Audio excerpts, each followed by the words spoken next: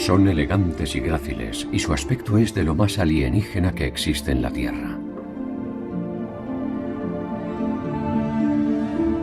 Parecen sobrenaturales y se comportan de una forma que apenas hemos empezado a comprender. Son inteligentes y curiosos.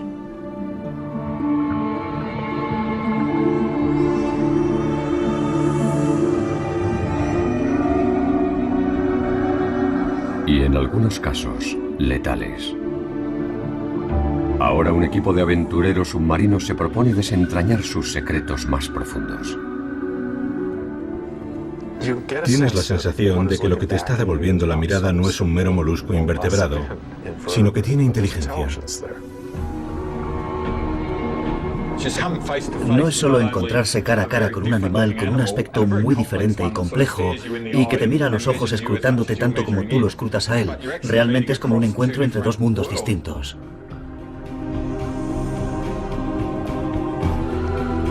Por primera vez se adentrarán en el espacio interior y entrarán en contacto con los más escurridizos de entre ellos.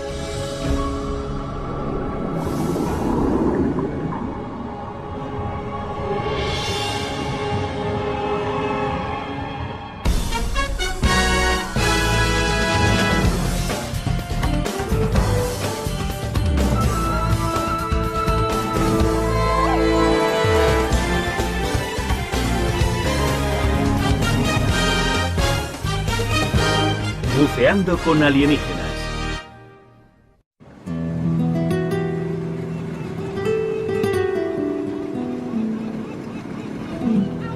En las profundidades del Mar de Cortés, muy por debajo de la superficie soleada, merodea una criatura que los lugareños conocen como el demonio rojo. Está armado y es peligroso. Sus miembros retorcidos están equipados con 1 millar de ventosas, cada una de ellas portadora de 20 dientes capaces de desgarrar carne. Estos demonios llegan en la oscuridad de la noche emergiendo desde el abismo hasta unos pocos metros por debajo de la superficie. Son grandes, agresivos y no se andan con rodeos. Son los llamados calamares de Humboldt. Están entre los más formidables depredadores del océano y apenas se sabe nada de ellos. Para el cámara Bob Cranston, los calamares de Humboldt se han convertido en un reto irresistible. Es una de las pocas personas en el mundo que ha descendido entre ellos a profundidades en las que pocos se atreverían a asomarse. Pero su último encuentro con ellos estuvo a punto de costarle la vida. Ocurrió hace 3 años en estas mismas aguas. El objetivo de Bob era filmar de cerca a estas bestias en océano abierto. Los focos blancos que suelen usarse para filmar crean un círculo de luz que actúa como un muro, ahuyentando a los calamares. Así que Bob descendió con luces rojas que se difuminan casi inmediatamente.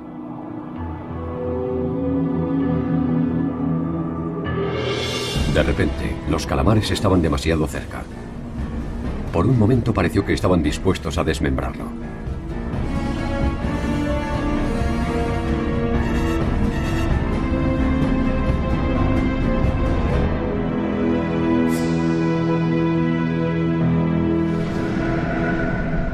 Fue un intenso encontronazo que solo consiguió fomentar su fascinación por estos calamares.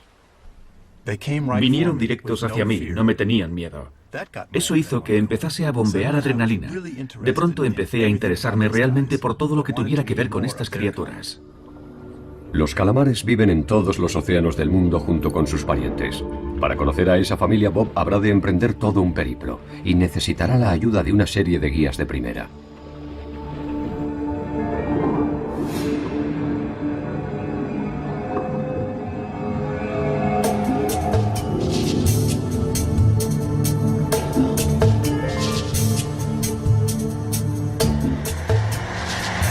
Bob comienza su búsqueda muy al norte, en las frías y oscuras aguas del noroeste Pacífico. En el laberinto de bahías y calas que bordea las costas de la Columbia Británica mora una criatura rodeada de toda una serie de mitos y leyendas. Es el gigante de su especie, pero es esquivo y muy difícil de encontrar. Bob le ha pedido ayuda al profesor Peter Ward. Peter es paleontólogo y todo un experto en los orígenes de esta criatura. Tiene décadas de experiencia en estas aguas y nada puede reemplazar el conocimiento de un lugareño. Ward ha traído unos mapas especiales para enseñárselos a Bob. Lo bueno de estos mapas es que son de muy alta calidad. Estas imágenes de escáner de barrido lateral revelan variaciones en el terreno subacuático. Ward cree que puede usar sus imágenes para identificar cuevas o guaridas en las que hallar a su presa. Bob lleva más de 30 años filmando bajo el agua. Es uno de los mejores submarinistas en condiciones extremas. Las condiciones de estas aguas exigen un dispositivo llamado reciclador. Este toma el aire que va exhalando, elimina el dióxido de carbono e inyecta oxígeno fresco en el circuito, brindándole al buzo una provisión casi ilimitada de aire y tiempo suficiente como para dar con las escurridizas criaturas a las que espera filmar. Mientras pueda soportar el frío... Las temperaturas pueden descender en estas aguas hasta los 8 grados centígrados. Sin un traje de neopreno, el frío podría dejar inconsciente a un buzo en apenas media hora. Una cremallera impermeable. Es el tipo de cremallera que usan en los trajes de astronauta, solo que estos se presurizan. Este está sellado al vacío. Mira qué luces más geniales. Esta quiere decir nivel bajo. Estoy entrando un poco en calor. Voy a meterme en el agua.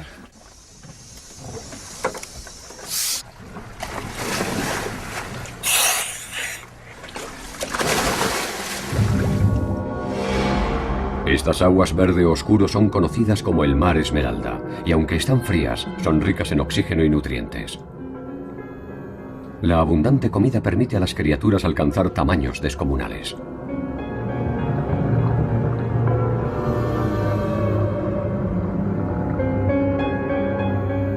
A 18 metros de profundidad, Bob y Peter dan con un reguero de conchas rotas abandonadas, una pista de muerte.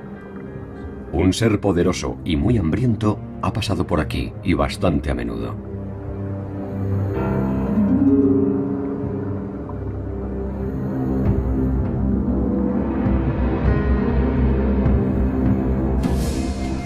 Este cangrejo debería mostrarse más precavido. Se enfrenta a un depredador taimado y resuelto.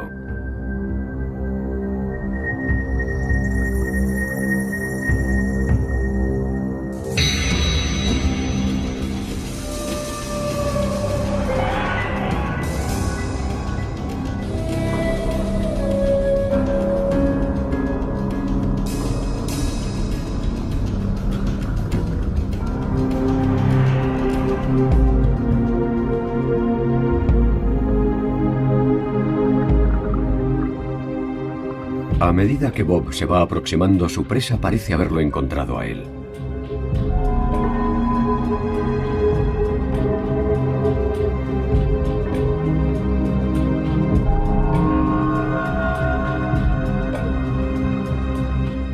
Es un pulpo gigante del Pacífico. 8 brazos de puro músculo nervudo, sembrados de hambrientas ventosas, se extienden para explorar delicadamente al extraño intruso.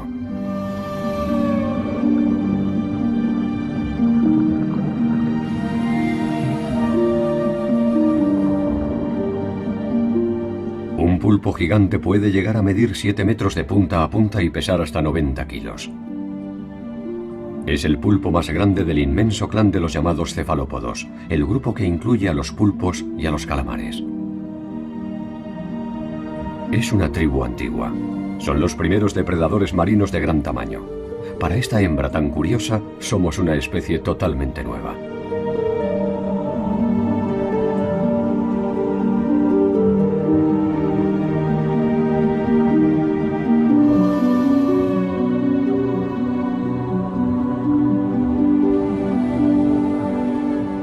Cefalópodo significa pies en la cabeza. Una buena introducción para descifrar el asombroso diseño del pulpo. La cabeza y el cuerpo están recubiertos por una gran bolsa blanda y el pie, heredado de sus parientes lejanos, las almejas y los caracoles, se ha convertido en un sifón, un chorro de agua que lo propulsa en cualquier dirección.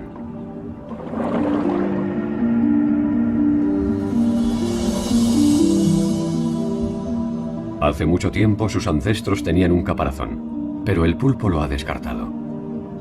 Sin embargo, para una criatura con una carne tan suculenta, la falta de protección supone un problema. La solución del pulpo, la piel más extraordinaria del reino animal. Puede cambiar al instante de color, patrón y textura. Y al carecer de huesos que confinen su forma, esta criatura puede prácticamente desaparecer.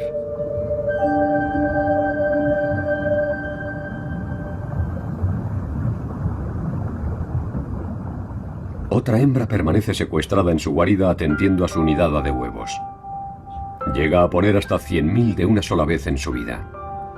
Cuando eclosionen, ella morirá. Estas criaturas tan listas y curiosas no vivirán mucho. Su esperanza de vida no supera los 3 o 4 años.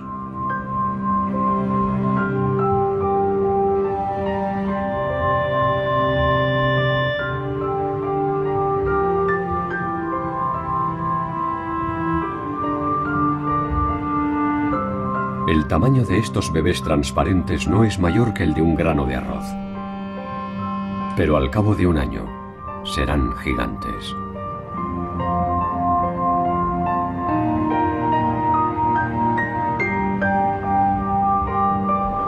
Aunque la vida de estos complejos seres es demasiado breve, su estirpe se remonta a 500 millones de años, mucho antes de que los tiburones empezaran a surcar los mares.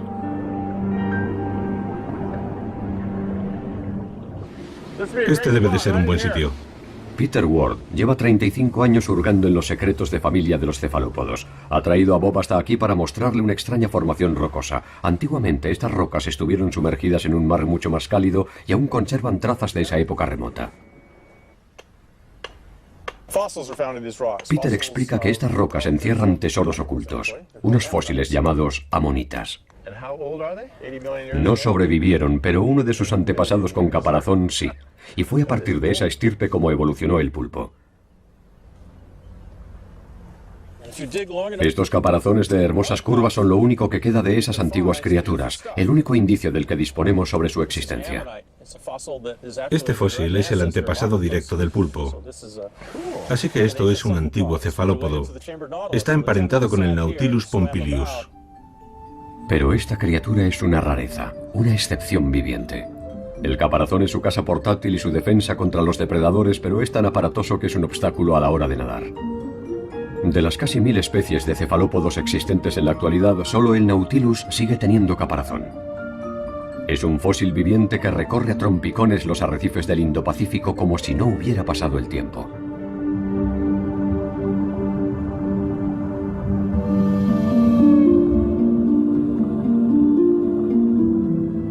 Bob regresa para darse un último chapuzón con el pulpo.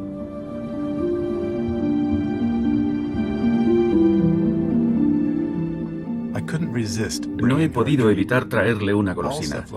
Todos los cefalópodos son carnívoros y les encanta el cangrejo.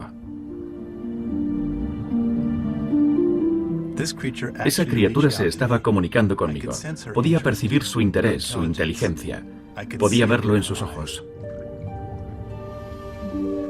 Hay algo en los ojos de estos animales que atrae a los observadores humanos, sobre todo en los pulpos y las sepias.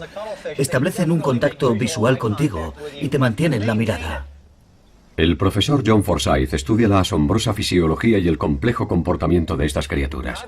He llegado a jugar con los pulpos. Yo me agachaba y ellos remontaban y me miraban. Y luego yo remontaba y ellos se agachaban. Y así durante 15 o 20 minutos. Como este ejemplar. Casi no le puedo ver los ojos desde aquí. Pero mira, ahora está subiendo. Creo que ellos también intentan establecer un contacto visual con nuestros ojos. En el Centro Nacional de Recursos sobre Cefalópodos en Galveston, Texas, John conserva una buena colección. Hay varias especies de pulpos,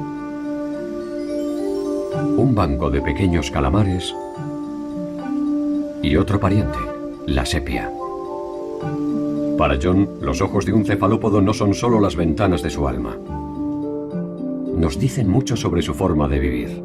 El pulpo tiene una pupila horizontal que captura el reflejo de la luz en el fondo marino. Los ojos redondos del calamar están adaptados para captar el movimiento de sus presas en el crepúsculo del océano abierto. Las sepias viven entre los dos mundos, y sus complejos ojos pueden cambiar literalmente de forma para adaptarse a su entorno.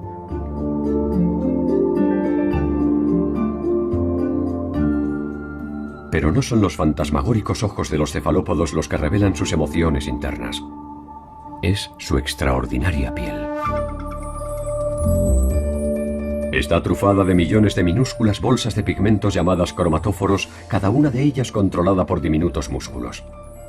Basta con una pequeña contracción para que el cefalópodo luzca estas franjas de colores ondulantes.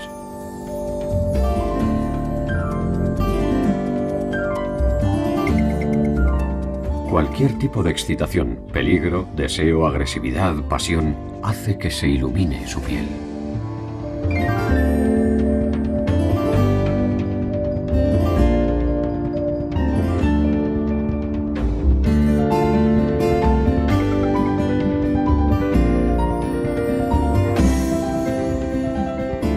Para una criatura sin aptitudes vocales, esta es la forma de comunicarse, con un lenguaje de luz y de color.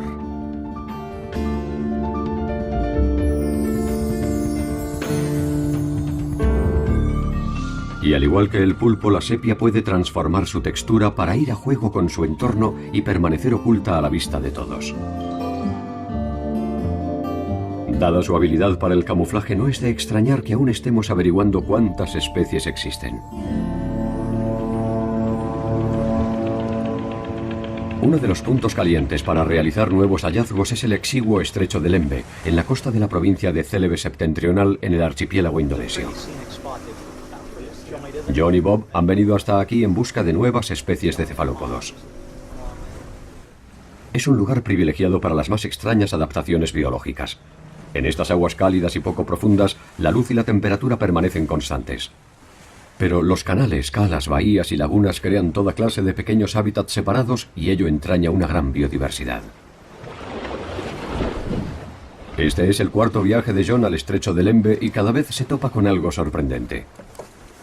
Ha traído a Bob hasta este lugar especial llamado Riktaklari, que en la jerga local significa el estercolero.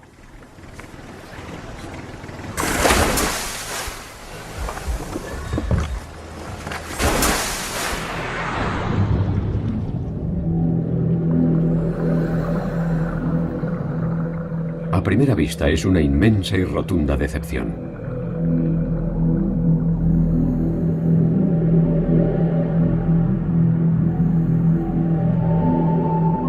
Pero si esperamos sin hacer ruido, lo que parece ser arena empieza a devolvernos la mirada.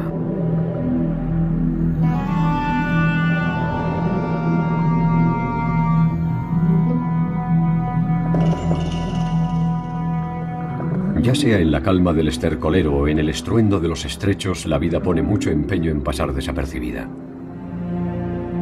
Los juncos a la deriva resultan ser peces navaja. Y a su vez, cada una de estas ramas se convierte en un pez fantasma adornado.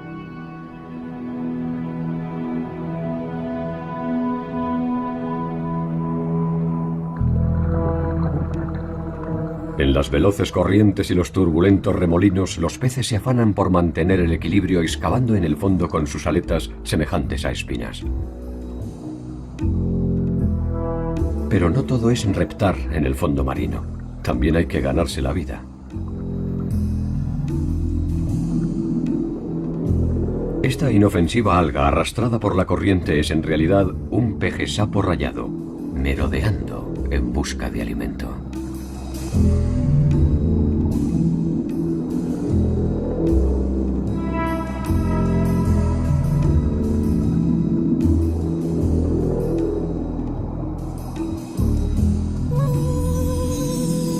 Viene equipado con su propio y extraño cebo.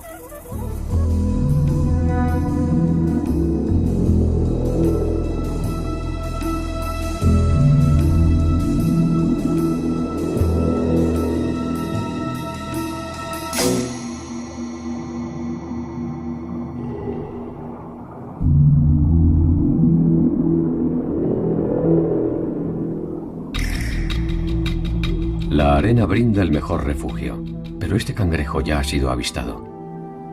Un pulpo marginatus es aquí el mejor depredador. Está bien camuflado. Tiene buena vista y un buen agarre.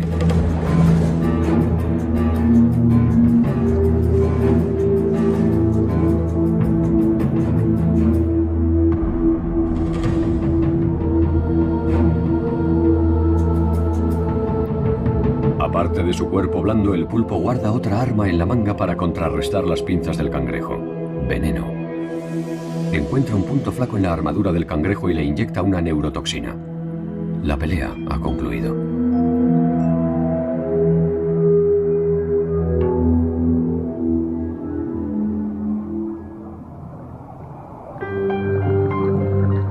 En un espacio tan abierto, el secreto para todas las criaturas es hallar un lugar donde esconderse. Los pulpos caben casi en cualquier sitio. Y John encuentra uno acurrucado en una tubería abandonada.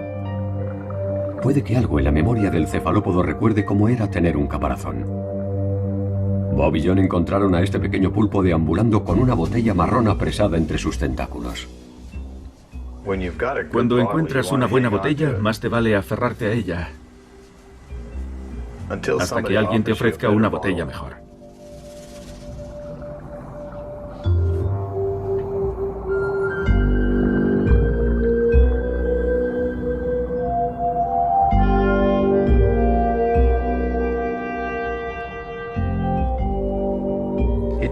El pulpo le dio un buen repaso. Se restregó contra ella, la tanteó por dentro y luego tomó una decisión.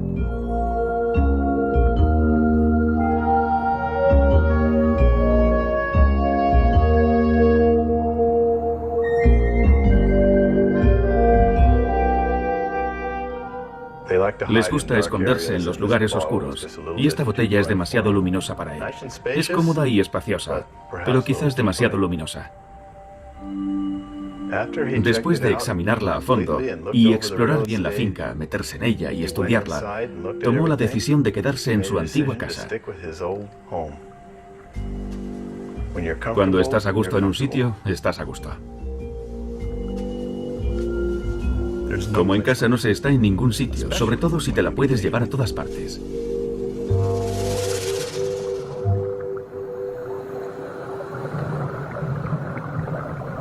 En unas viejas cáscaras de coco encuentran los huevos, semejantes a perlas, de una de las criaturas favoritas de John. Es una diminuta sepia, difícil de ver una vez ha desovado.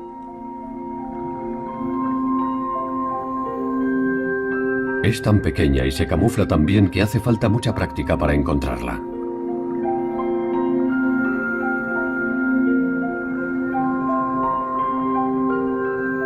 En el fondo del mar parece caminar entre las piedras brillantes con sus colores ondeantes mezclándose o resaltando sobre el fondo.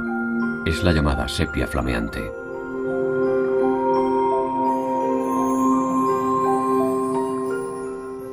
En muchos sentidos, la sepia flameante es una clase aparte dentro de los cefalópodos. Primero están sus brillantes colores, dinámicos y vibrantes. Los amarillos chillones, los magentas, los rosas, los marrones. Además, están esas nubes pasajeras de color, cuando están al acecho de una presa. Y por supuesto, esto ocurre sobre un lienzo de piel viva. A la sepia flameante le gusta incluso presumir. Muchos de estos animales son muy atrevidos. A la sepia flameante casi parece gustarle estar iluminada por los focos. Empieza a cazar en cuanto empezamos a filmarla.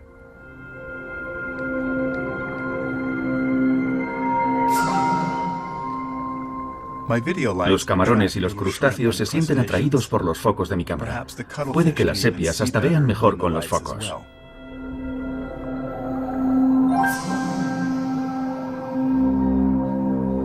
Cuando John extiende una mano enorme es cuando nos damos cuenta del tamaño de este pequeño cazador. Si lo comparamos con un calamar de Humboldt de casi 2 metros o un pulpo gigante, cuesta creer que pertenezcan a la misma familia. No muy lejos, un pequeño pulpo ha estado presenciando la escena. John se acerca para echar un vistazo.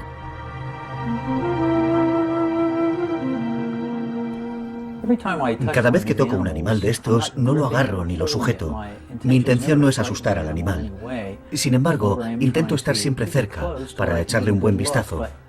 Al mismo tiempo, el animal sabe que en cualquier momento puede escapar si quiere.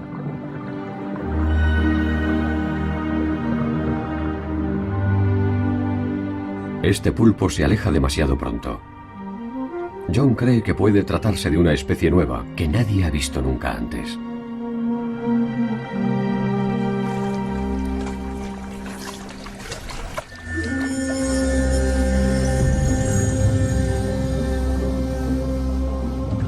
Las aguas de Celebes están repletas de nuevos hallazgos. Uno de ellos es un pulpo dotado de un tipo especial de disfraz. Vive en las mismas aguas que la cobra marina de bandas, cuyas rayas chillonas anuncian su poderoso veneno.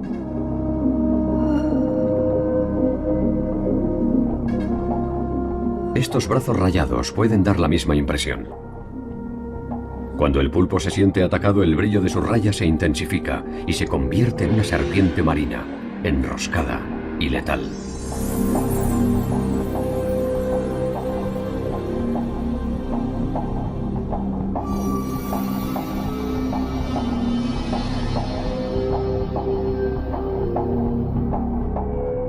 Esta criatura aún no ha sido nombrada por la ciencia, pero se sabe que es una impostora. Es un tímido pulpo nocturno y, contrariamente al de la cobra, su veneno es prácticamente inofensivo. Sus rayas no son más que una triquiñuela para intimidar a los depredadores potenciales. La auténtica asesina es una criatura de colores delicados, como de bisutería. El pulpo de anillos azules.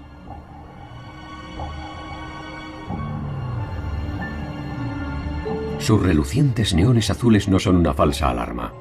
Su veneno puede paralizar cada uno de los músculos del cuerpo humano. No se conoce ningún antídoto, pero lo único que le interesa es este cangrejo.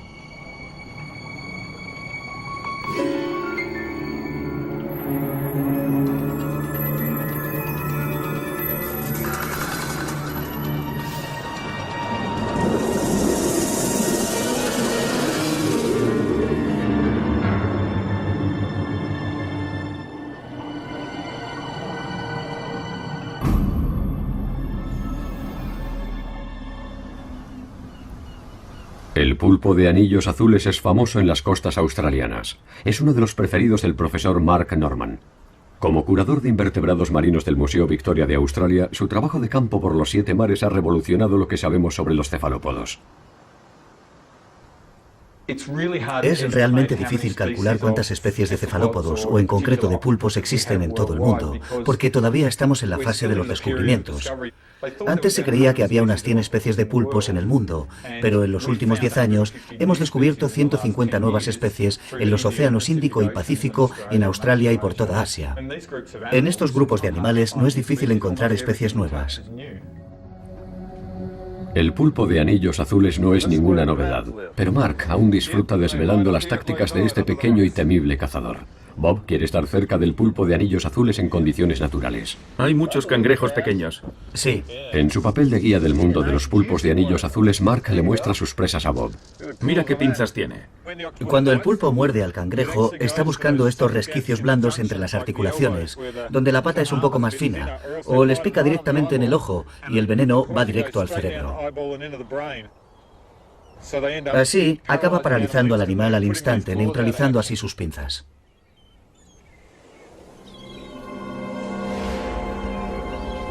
Bob espera ver a este pulpo legendario con sus propios ojos. Se sumerge en el agua al anochecer cuando el pulpo de anillos azules está más activo. Este no se encuentra cerca de una playa salvaje y remota. El mortífero pulpo de anillos azules vive justo debajo del paseo marítimo de la ciudad.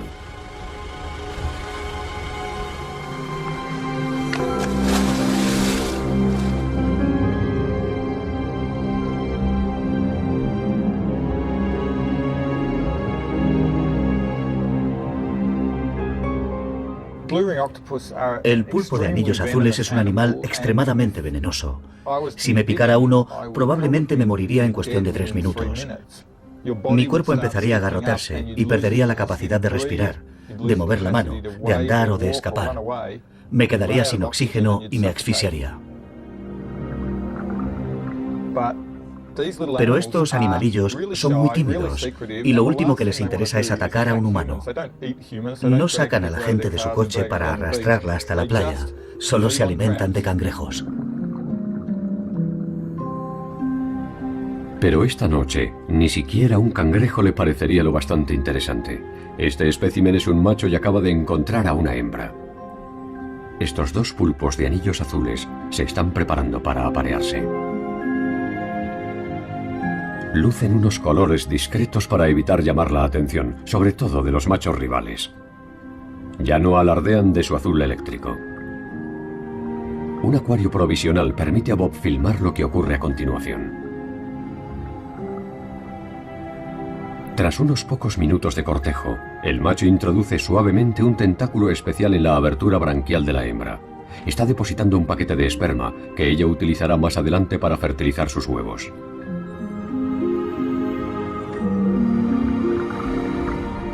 Aquí acaba su relación. Y también probablemente la corta vida del macho. Este era el único objetivo al que aspiraba.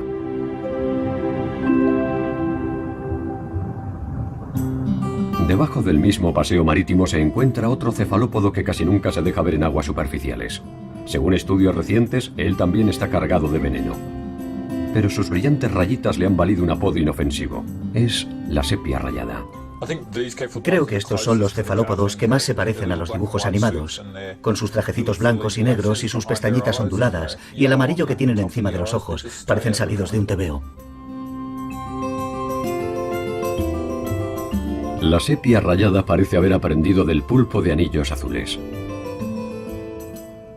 Los machos agarran a cualquier hembra con la que se cruzan y hacen todo lo que pueden para recolocarla, para que se ponga enfrente de ellos, lista para aparearse, ventosa contra ventosa.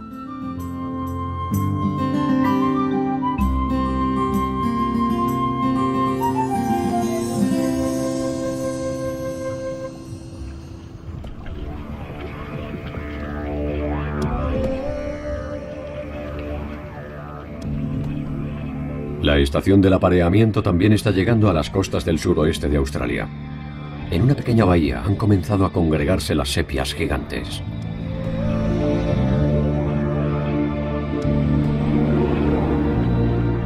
Abandonan el fondo oceánico una vez al año para adentrarse en aguas poco profundas durante 3 o 4 semanas. Los machos son enormes, miden casi 1 metro y zarandean sus 8 tentáculos consumidos por un único objetivo. Una hembra más pequeña se refugia entre las rocas. Los machos no esperan para encararse con sus rivales. Su piel centellea y se encrespa agresivamente. Su control es tan sutil que son capaces de aislar y contraer solo el flanco expuesto al macho rival. El otro flanco transmite un sólido mensaje de confianza para las hembras de los alrededores.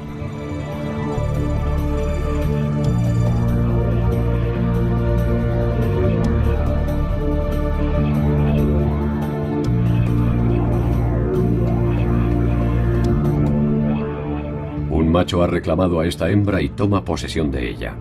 Ahora la protegerá, manteniéndola debajo de él hasta que esté lista para desovar.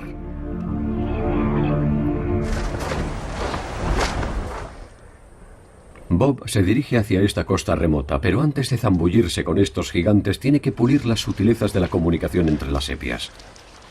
Este puede parecer un lugar extraño para empezar, pero es una verdadera cueva del tesoro. Es un raro lugar para quedar con un científico. Julian Finn es un experto mundial en las intensas dinámicas sociales de las sepias. Viene a este desguace para recabar su particular equipo.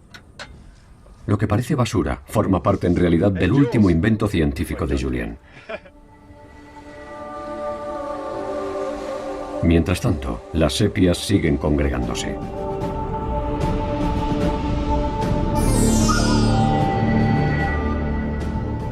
Su compleja comunicación se intensifica hasta convertirse en un caleidoscopio de colores. Los contrincantes se zarandean, arrollados por la marea, y las cosas empiezan a ponerse feas.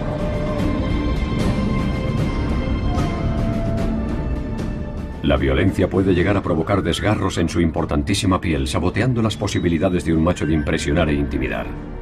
Alguien incluso ha perdido un tentáculo.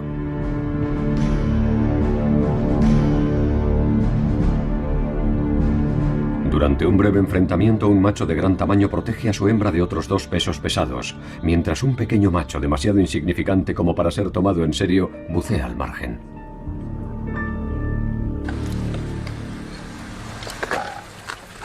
En la orilla, otros 2 machos se preparan para sumarse a la refriega. Aquí tienes, Julian. Solo quería comprobar que mi cámara era más grande que la tuya. La mía es distinta a la tuya. La tuya tiene un tapacubos delante. Lo que voy a hacer es filmar la reacción del macho ante otro macho, pero lo que tendrá enfrente será su propio reflejo. Cuando los machos son del mismo tamaño es cuando empiezan los problemas, y Julian va a mostrarle a uno su propio reflejo. Está estudiando los alardes y la intensa competición de estos animales. Se propone provocar una pelea. Se aproxima un imponente macho que reacciona en el acto.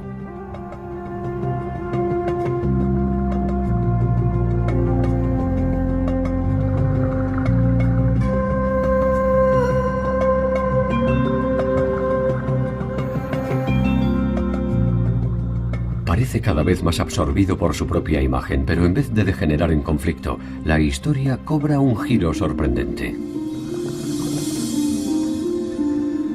Un macho de menor tamaño, nada intimidante, se ha colado furtivamente y ha empezado a aparearse con la hembra desatendida.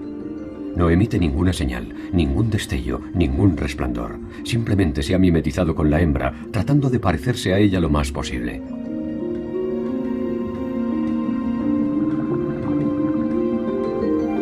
El macho agresivo no ha hecho ningún progreso con el espejo y por fin se aleja para retomar sus obligaciones.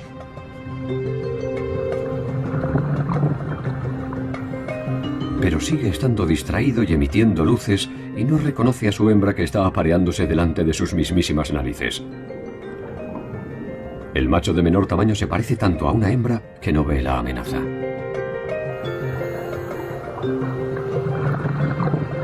Por fin, se da cuenta de que algo va mal y se acerca para reclamar a su hembra.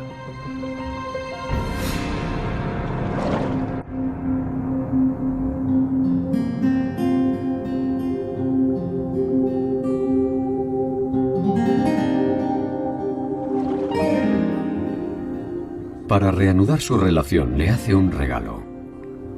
Un cangrejo.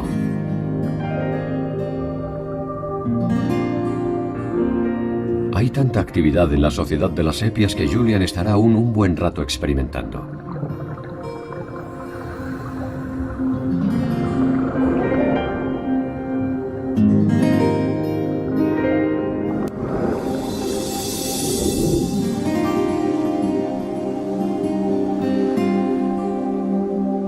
El intento de Julian de interactuar con las sepias y desentrañar su código ha inspirado a Bob una idea tan audaz como peligrosa. En las profundidades del Mar de México, los poderosos calamares de Humboldt emiten sus propias y misteriosas señales, y Bob está determinado a volver a bucear con ellos. Se propone llamar la atención de estos agresivos depredadores imitando su comportamiento con su propio sistema de señales.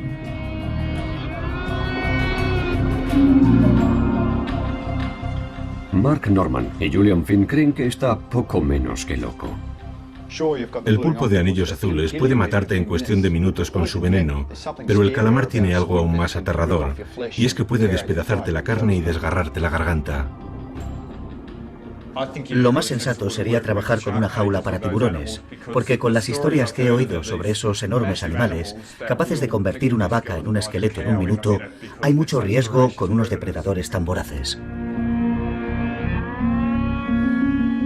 Bob Cranston no tiene la menor intención de seguir su consejo. Su objetivo es interactuar con estos calamares en sus propios términos, en su mundo.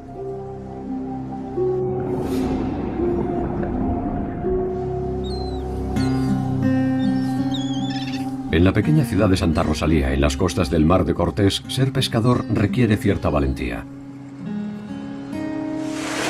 Un año sí y otro también perdemos a un pescador, alguien muere. Bob se entera de que este pescador perdió a un amigo el año pasado pescando calamares. Ahora el pescador cree que si te caes al agua el calamar te agarrará con sus tentáculos, te ahogará y luego te devorará.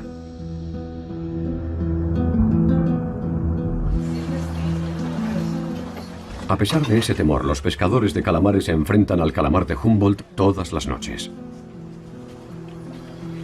Bob necesitará su ayuda si espera averiguar cuándo y dónde se dejan ver los calamares. Alberto. Cuando el calamar de Humboldt emita señales luminosas, Bob pretende devolverle las señales. Esto es una linterna. Una gran linterna para calamares. ¿Esto es loco? ¿Sí?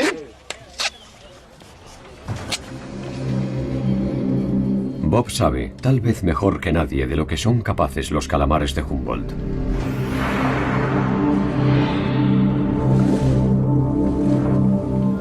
Pero lo que siente no es miedo. Es una intensa fascinación por estas criaturas tan alienígenas que habitan un mundo tan distinto al nuestro. Estos animales tienen algo. Este tipo de submarinismo ya de por sí es un gran desafío. Es difícil trabajar a estas profundidades. He conseguido descender y tocar físicamente a estas fantásticas criaturas. Pero de algún modo son ellas las que me han cautivado a mí.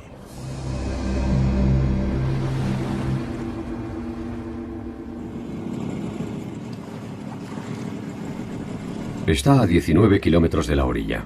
Aparte de su ayudante de cámara, no tendrá a nadie para asistirle bajo el agua ni nadie para ayudarle desde la superficie. Esta barquita no dispone siquiera de radio. Estas barcas son muy pequeñas, el océano es muy grande y hay una barrera lingüística entre estos pescadores y yo. De todas formas, creen que estoy loco por meterme en el agua. Si desaparezco y me alejo de la barca, los pescadores pensarán simplemente que el calamar me ha devorado y ni tan siquiera se molestarán en venir a buscarme. Sin embargo, Bob confía en su propia experiencia y en su plan. He fabricado este tubo luminoso y lo he llenado de lámparas estroboscópicas. La idea es que los calamares de Humboldt emiten destellos para comunicarse. Lo hacen entre sí y con los buzos. Así que espero arrancar algún tipo de reacción a estos animales con este tubo luminoso. Debajo de la barca le aguardan 300 metros de mar abierto y de monstruos marinos.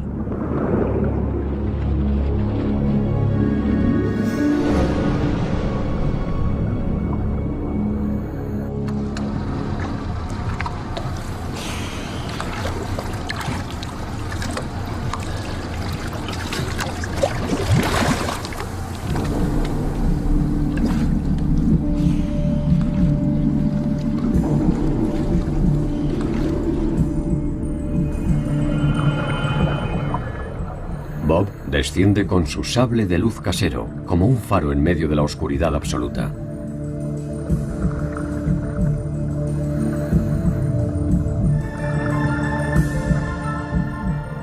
No tarda en llevarse una gran sorpresa. Son rayas águila. Raras veces son vistas en bancos como este. La noche ya se revela cargada de posibilidades inesperadas.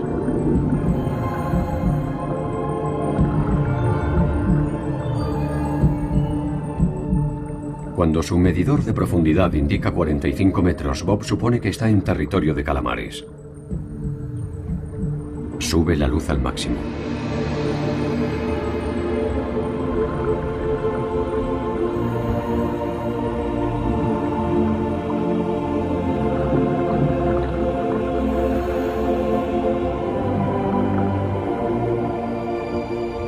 Un gran enjambre de krill se arremolina alrededor de la luz. De pronto Bob se encuentra en mitad de un frenético banquete de medianoche.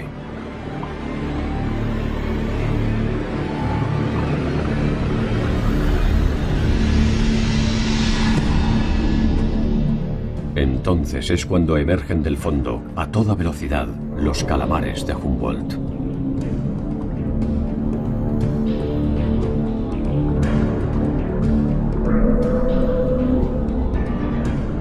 Emiten flashes rojos y blancos. Bob trata de zafarse del krill para ganar una mayor visibilidad. Y ha llamado la atención de los calamares.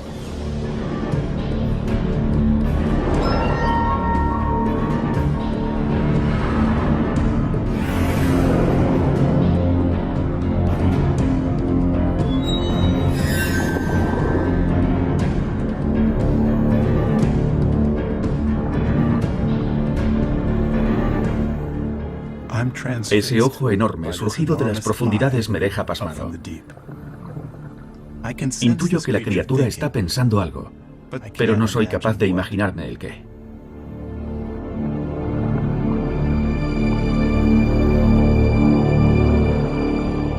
Un minuto después, hay un contacto. El calamar agarra el foco y lo tantea de la única forma en que sabe hacerlo. La textura del plástico debe de resultarle sorprendente y empieza a describir círculos a su alrededor, como si sintiera curiosidad. Luego, sorprendentemente, vuelve a por más. Esta vez ha desaparecido la agresividad. Parece interesado. Es asombroso.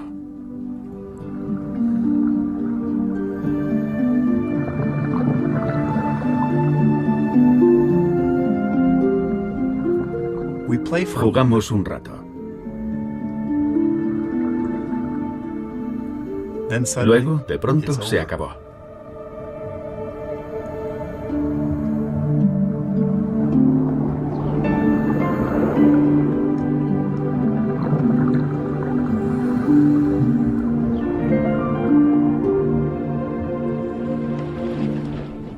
Los pescadores se sienten aliviados al verme con vida, pero al subir al barco sé que acaba de ocurrir algo extraordinario. He bailado con el diablo en las profundidades del océano y ya estoy pensando en la próxima zambullida.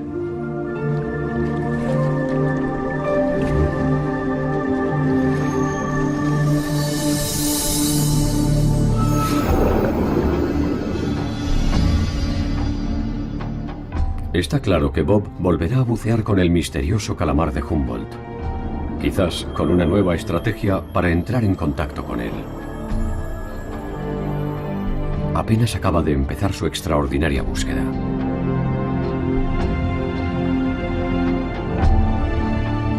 Pero ¿qué será lo próximo con lo que se encuentra en las profundidades marinas? ¿Un amigo o un enemigo? Dios ojos.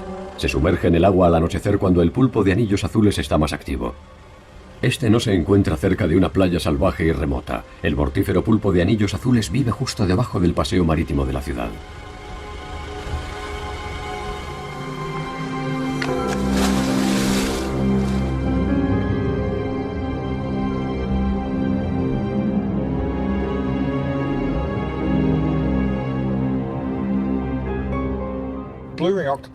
El pulpo de anillos azules es un animal extremadamente venenoso. Si me picara uno, probablemente me moriría en cuestión de 3 minutos. Mi cuerpo empezaría a agarrotarse y perdería la capacidad de respirar, de mover la mano, de andar o de escapar. Me quedaría sin oxígeno y me asfixiaría. Pero estos animalillos son muy tímidos y lo último que les interesa es atacar a un humano. No sacan a la gente de su coche para arrastrarla hasta la playa, solo se alimentan de cangrejos.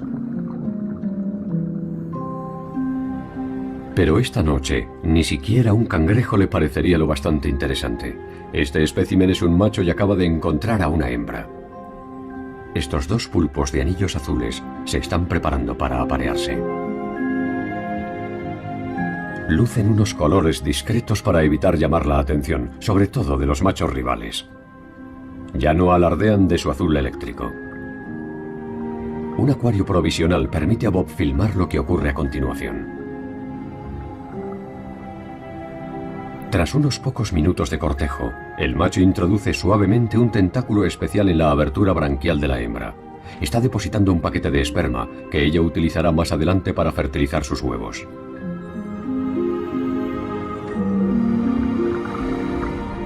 Aquí acaba su relación. Y también probablemente la corta vida del macho.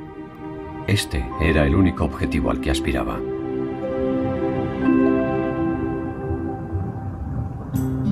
Debajo del mismo paseo marítimo se encuentra otro cefalópodo que casi nunca se deja ver en aguas superficiales.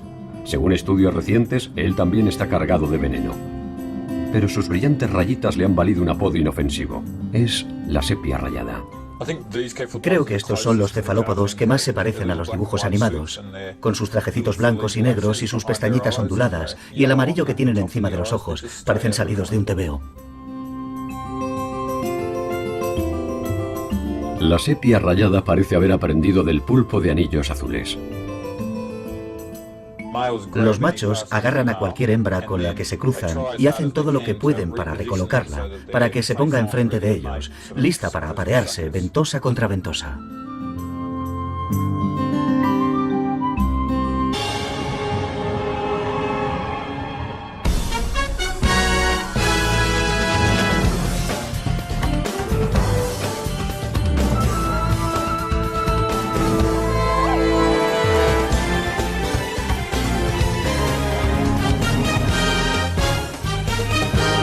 Buceando con alienígenas.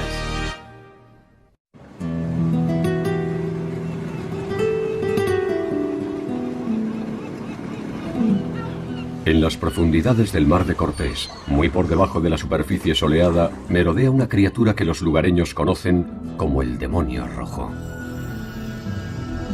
Está armado y es peligroso. Sus miembros retorcidos están equipados con 1 millar de ventosas, cada una de ellas portadora de 20 dientes capaces de desgarrar carne. Estos demonios llegan en la oscuridad de la noche emergiendo desde el abismo hasta unos pocos metros por debajo de la superficie. Son grandes, agresivos y no se andan con rodeos. Son los llamados calamares de Humboldt.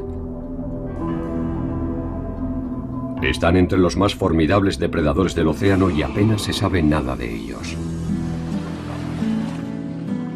Para el cámara Bob Cranston, los calamares de Humboldt se han convertido en un reto irresistible.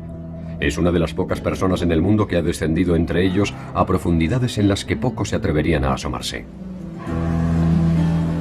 Pero su último encuentro con ellos estuvo a punto de costarle la vida. Ocurrió hace 3 años en estas mismas aguas. El objetivo de Bob era filmar de cerca a estas bestias en océano abierto. Los focos blancos que suelen usarse para filmar crean un círculo de luz que actúa como un muro, ahuyentando a los calamares. Así que Bob descendió con luces rojas que se difuminan casi inmediatamente.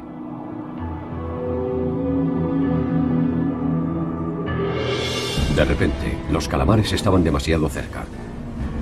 Por un momento pareció que estaban dispuestos a desmembrarlo.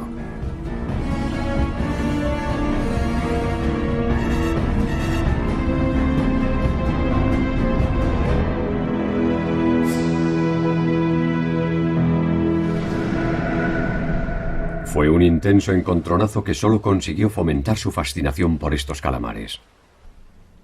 Vinieron directos hacia mí, no me tenían miedo. Eso hizo que empezase a bombear adrenalina. De pronto empecé a interesarme realmente por todo lo que tuviera que ver con estas criaturas.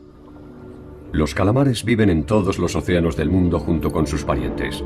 Para conocer a esa familia, Bob habrá de emprender todo un periplo y necesitará la ayuda de una serie de guías de primera.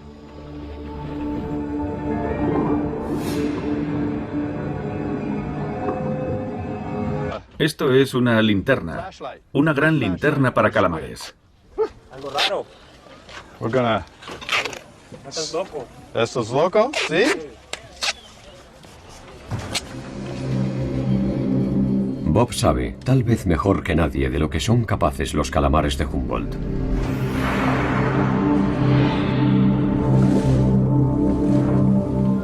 Pero lo que siente no es miedo. Es una intensa fascinación por estas criaturas tan alienígenas que habitan un mundo tan distinto al nuestro. Estos animales tienen algo. Este tipo de submarinismo ya de por sí es un gran desafío. Es difícil trabajar a estas profundidades. He conseguido descender y tocar físicamente a estas fantásticas criaturas. Pero de algún modo son ellas las que me han cautivado a mí.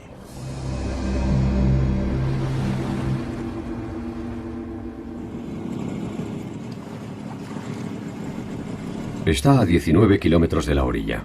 Aparte de su ayudante de cámara, no tendrá a nadie para asistirle bajo el agua ni nadie para ayudarle desde la superficie.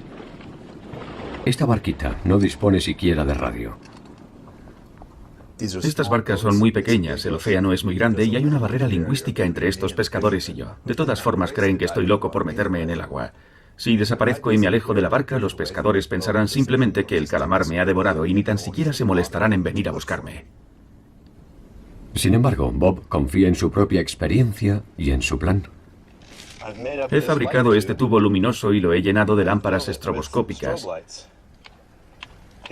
La idea es que los calamares de Humboldt emiten destellos para comunicarse. Lo hacen entre sí y con los buzos. Así que espero arrancar algún tipo de reacción a estos animales con este tubo luminoso. Debajo de la barca le aguardan 300 metros de mar abierto y de monstruos marinos.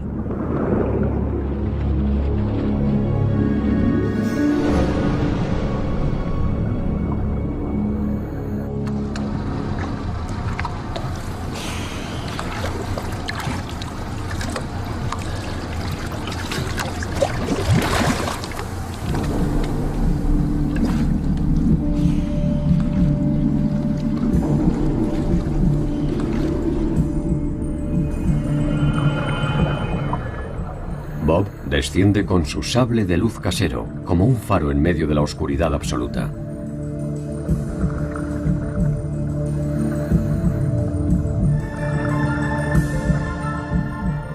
No tarda en llevarse una gran sorpresa. Son rayas águila, reflado. Tiene buena vista y un buen agarre.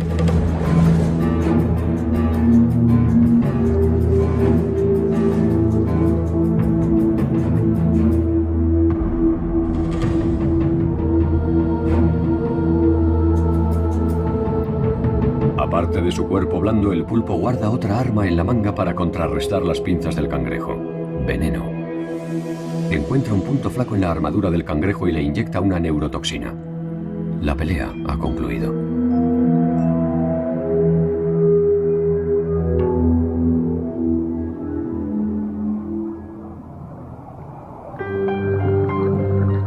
En un espacio tan abierto, el secreto para todas las criaturas es hallar un lugar donde esconderse. Los pulpos caben casi en cualquier sitio. Y John encuentra uno acurrucado en una tubería abandonada. Puede que algo en la memoria del cefalópodo recuerde cómo era tener un caparazón. Bob y John encontraron a este pequeño pulpo deambulando con una botella marrón apresada entre sus tentáculos. Cuando encuentras una buena botella, más te vale aferrarte a ella hasta que alguien te ofrezca una botella mejor.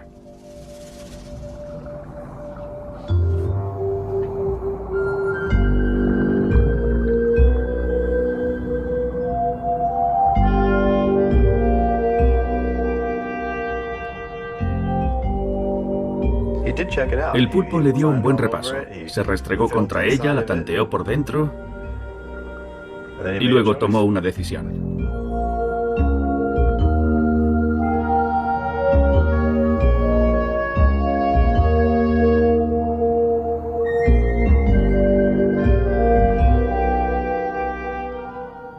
Les gusta esconderse en los lugares oscuros, y esta botella es demasiado luminosa para él. Es cómoda y espaciosa, pero quizás demasiado luminosa.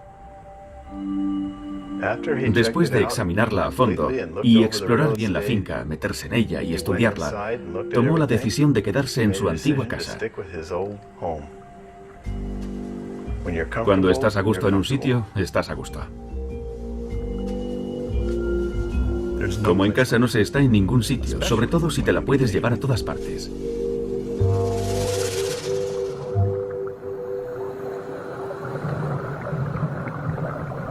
En unas viejas cáscaras de coco encuentran los huevos, semejantes a perlas, de una de las criaturas favoritas de John. Es una diminuta sepia, difícil de ver una vez ha desobado.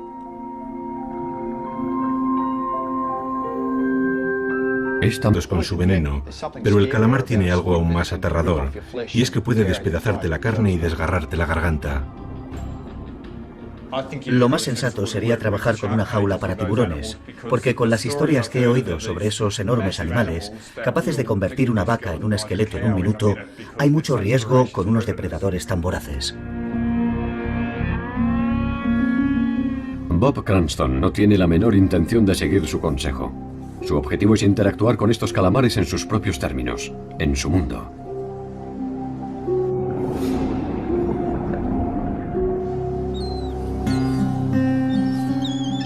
En la pequeña ciudad de Santa Rosalía, en las costas del Mar de Cortés, ser pescador requiere cierta valentía. Un año sí y otro también perdemos a un pescador. Alguien muere.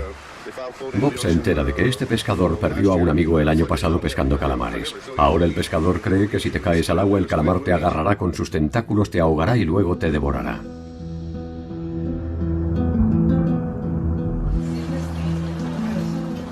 A pesar de ese temor, los pescadores de calamares se enfrentan al calamar de Humboldt todas las noches. Bob necesitará su ayuda si espera averiguar cuándo y dónde se dejan ver los calamares. Alberto. Cuando el calamar de Humboldt emita señales luminosas, Bob pretende devolverle las señales. Esto es una linterna. Una gran linterna para calamares. We're gonna... ¿Esto es loco? ¿Sí?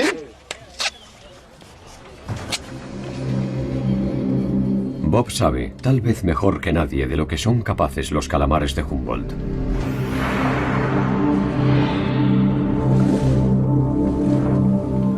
Pero lo que siente no es miedo. Es una intensa fascinación por estas criaturas tan alienígenas que habitan un mundo tan distinto al nuestro. Estos animales tienen algo. Este tipo de submarinismo ya de por sí es un gran desafío. Es difícil trabajar a estas profundidades. He conseguido descender y tocar físicamente a estas fantásticas criaturas. Pero de algún modo son ellas las que me han cautivado a mí.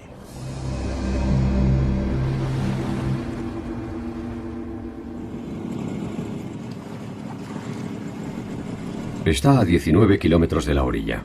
Aparte de su ayudante de cámara, no tendrá a nadie para asistirle bajo el agua ni nadie para ayudarle desde la superficie. Esta barquita no dispone siquiera de radio. Estas barcas son muy pequeñas, el océano es muy grande y hay una barrera lingüística entre estos pescadores y yo. De todas formas, creen que... En el Centro Nacional de Recursos sobre Cefalópodos en Galveston, Texas, John conserva una buena colección. Hay varias especies de pulpos, un banco de pequeños calamares y otro pariente, la sepia. Para John, los ojos de un cefalópodo no son solo las ventanas de su alma. Nos dicen mucho sobre su forma de vivir. El pulpo tiene una pupila horizontal que captura el reflejo de la luz en el fondo marino. Los ojos redondos del calamar están adaptados para captar el movimiento de sus presas en el crepúsculo del océano abierto. Las sepias viven entre los dos mundos, y sus complejos ojos pueden cambiar literalmente de forma para adaptarse a su entorno.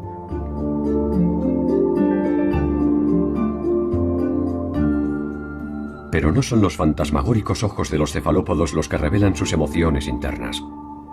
Es su extraordinaria piel. Está trufada de millones de minúsculas bolsas de pigmentos llamadas cromatóforos, cada una de ellas controlada por diminutos músculos.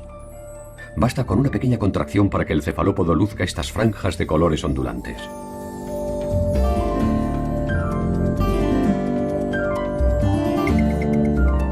Cualquier tipo de excitación, peligro, deseo, agresividad, pasión, hace que se ilumine su piel.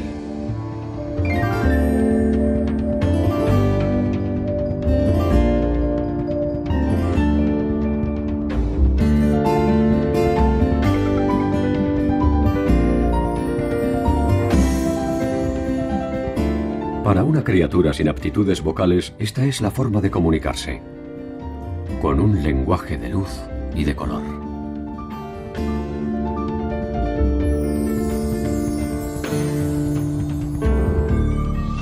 Y al igual que el pulpo, la sepia puede transformar su textura para ir a juego con su entorno y permanecer oculta a la vista de todos. Dada su habilidad para el camuflaje, no es de extrañar que aún estemos averiguando cuántas especies existen. Uno de los puntos calientes para realizar nuevos hallazgos es el exiguo estrecho de Lembe, en la costa de la provincia de Celebes septentrional en el archipiélago indonesio. John y Bob han venido hasta aquí en busca de nuevas especies de cefalópodos. Es un lugar privilegiado para las más extrañas adaptaciones biológicas. En estas aguas cálidas y poco profundas, la luz y la temperatura permanecen constantes. Pero los canales, calas, bahías y lagunas crean toda clase de pequeños hábitats separados y ello entraña una gran biodiversidad. Esperan para encararse con sus rivales. Su piel centellea y se encrespa agresivamente. Su control es tan sutil que son capaces de aislar y contraer solo el flanco expuesto al macho rival. El otro flanco transmite un sólido mensaje de confianza para las hembras de los alrededores.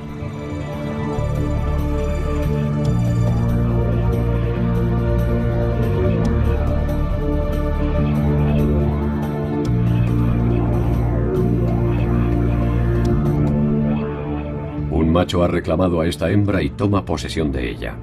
Ahora la protegerá, manteniéndola debajo de él hasta que esté lista para desovar.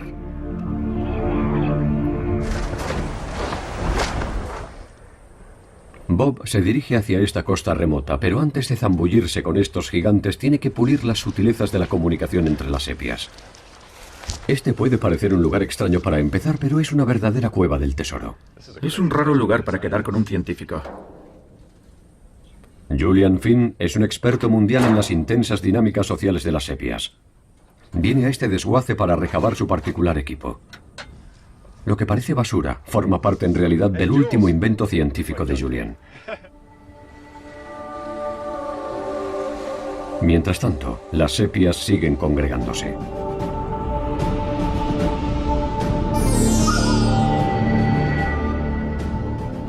Su compleja comunicación se intensifica hasta convertirse en un caleidoscopio de colores. Los contrincantes se zarandean, arrollados por la marea, y las cosas empiezan a ponerse feas.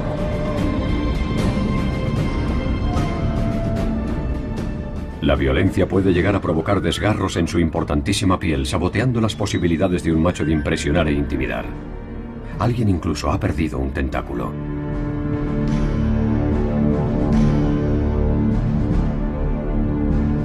Durante un breve enfrentamiento, un macho de gran tamaño protege a su hembra de otros dos pesos pesados, mientras un pequeño macho, demasiado insignificante como para ser tomado en serio, bucea al margen.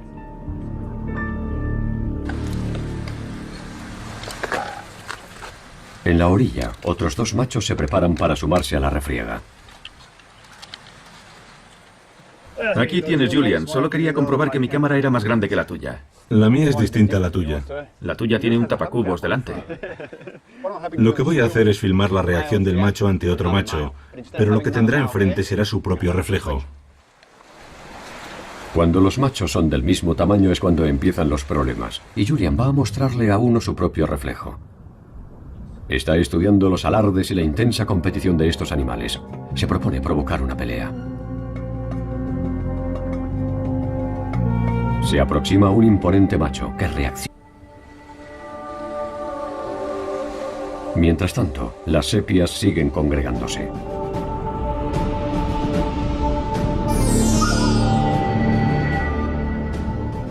Su compleja comunicación se intensifica hasta convertirse en un caleidoscopio de colores. Los contrincantes se zarandean, arrollados por la marea, y las cosas empiezan a ponerse feas.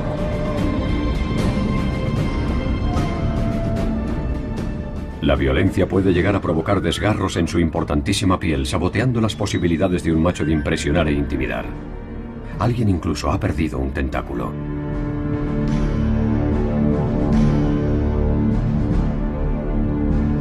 Durante un breve enfrentamiento, un macho de gran tamaño protege a su hembra de otros dos pesos pesados, mientras un pequeño macho, demasiado insignificante como para ser tomado en serio, bucea al margen.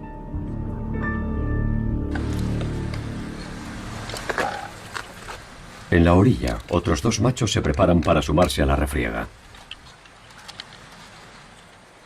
Aquí tienes, Julian. Solo quería comprobar que mi cámara era más grande que la tuya. La mía es distinta a la tuya. La tuya tiene un tapacubos delante. Lo que voy a hacer es filmar la reacción del macho ante otro macho, pero lo que tendrá enfrente será su propio reflejo. Cuando los machos son del mismo tamaño es cuando empiezan los problemas, y Julian va a mostrarle a uno su propio reflejo. Está estudiando los alardes y la intensa competición de estos animales. Se propone provocar una pelea. Se aproxima un imponente macho que reacciona en el acto.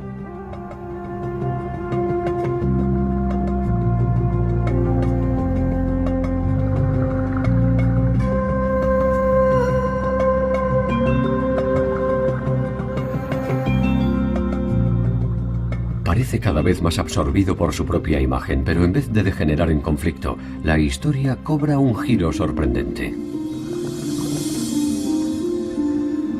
Un macho de menor tamaño, nada intimidante, se ha colado furtivamente y ha empezado a aparearse con la hembra desatendida. No emite ninguna señal, ningún destello, ningún resplandor. Simplemente se ha mimetizado con la hembra, tratando de parecerse a ella lo más posible.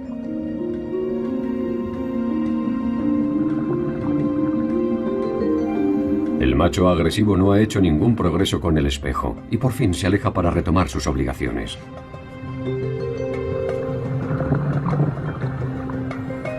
Pero sigue estando distraído y emitiendo luces y no reconoce a su hembra que está apareándose delante de sus mismísimas narices.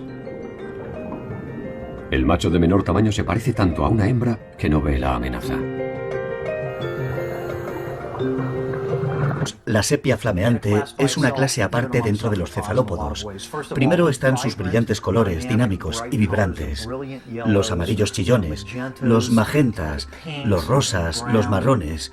Además, están esas nubes pasajeras de color, cuando están al acecho de una presa. Y por supuesto esto ocurre sobre un lienzo de piel viva. A la sepia flameante le gusta incluso presumir. Muchos de estos animales son muy atrevidos. A la sepia flameante casi parece gustarle estar iluminada por los focos. Empieza a cazar en cuanto empezamos a filmarla.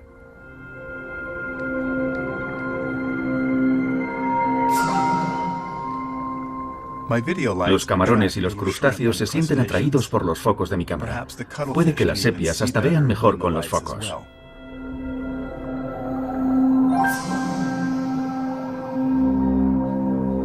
Cuando John extiende una mano enorme es cuando nos damos cuenta del tamaño de este pequeño cazador.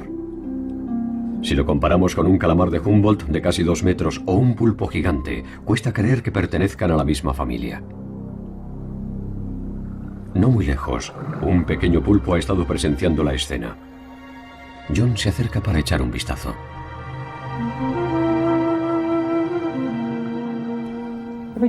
Cada vez que toco un animal de estos, no lo agarro ni lo sujeto. Mi intención no es asustar al animal. Sin embargo, intento estar siempre cerca para echarle un buen vistazo. Al mismo tiempo, el animal sabe que en cualquier momento puede escapar si quiere.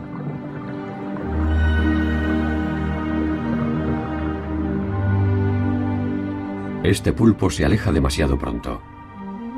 John cree que puede tratarse de una especie nueva que nadie ha visto nunca antes.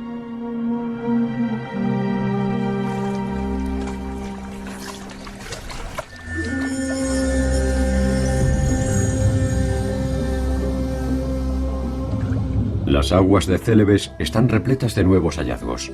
Uno de ellos es un pulpo dotado de un tipo especial de disfraz. Vive en las mismas aguas que la cobra marina de bandas, cuyas rayas chillonas anuncian su poderoso veneno.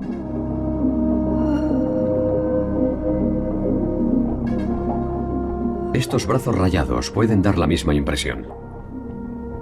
Cuando el pulpo se siente atacado, el brillo de sus rayas se intensifica y se convierte en una serpiente marina, enroscada y letal.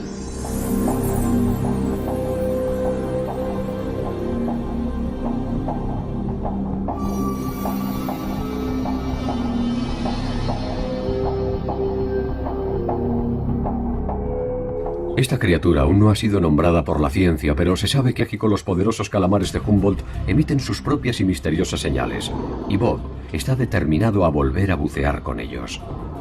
se propone llamar la atención de estos agresivos depredadores imitando su comportamiento con su propio sistema de señales.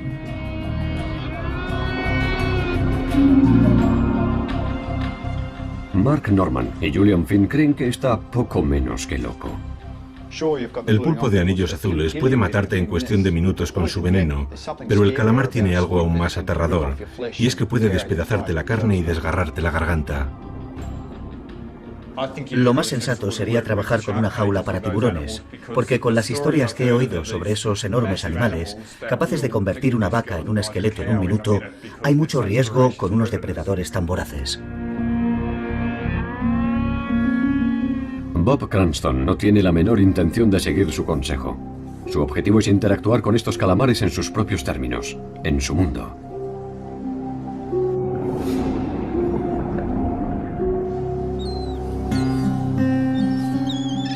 En la pequeña ciudad de Santa Rosalía, en las costas del Mar de Cortés, ser pescador requiere cierta valentía. Un año sí y otro también perdemos a un pescador, alguien muere. Bob se entera de que este pescador perdió a un amigo el año pasado pescando calamares. Ahora el pescador cree que si te caes al agua el calamar te agarrará con sus tentáculos, te ahogará y luego te devorará.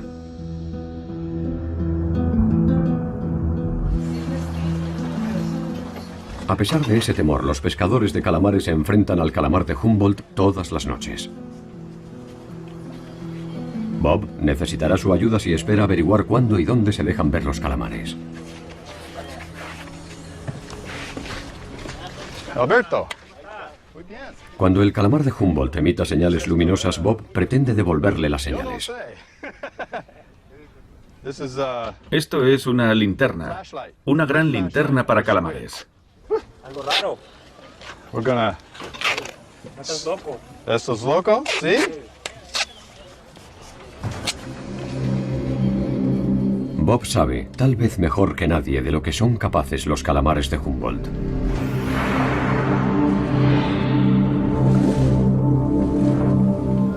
Pero lo que siente no es miedo. Es una intensa fascinación por estas criaturas tan alienígenas que habitan un mundo tan distinto al nuestro.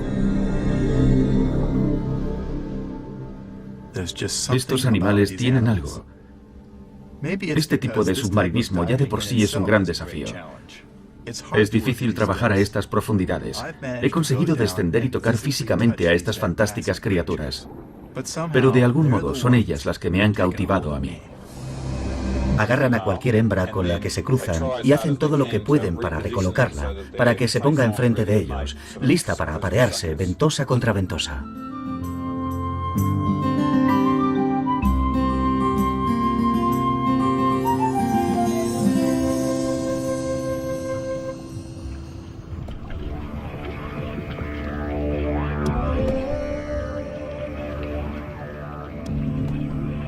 La estación del apareamiento también está llegando a las costas del suroeste de Australia. En una pequeña bahía han comenzado a congregarse las sepias gigantes.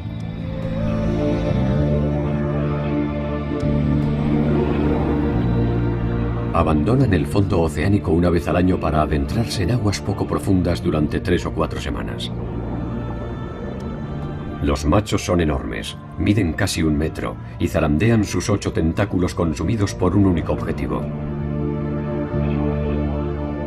Una hembra más pequeña se refugia entre las rocas.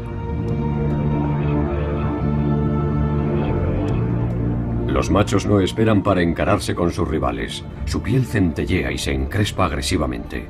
Su control es tan sutil que son capaces de aislar y contraer solo el flanco expuesto al macho rival. El otro flanco transmite un sólido mensaje de confianza para las hembras de los alrededores.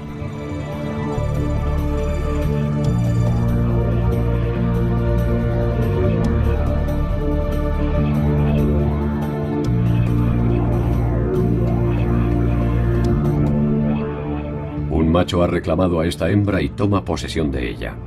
Ahora la protegerá, manteniéndola debajo de él hasta que esté lista para desovar.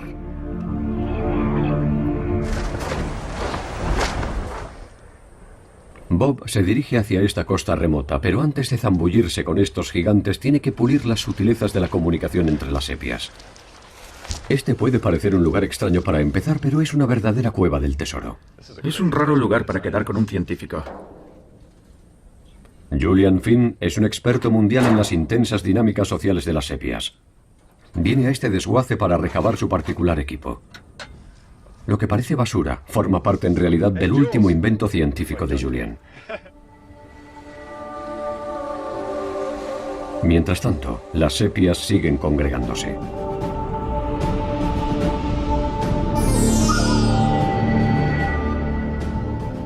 Su compleja comunicación se intensifica hasta convertirse en un caleidoscopio de colores.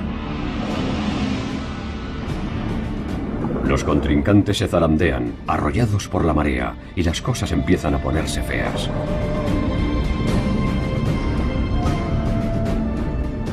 La violencia puede llegar a provocar desgarros en su importantísima piel,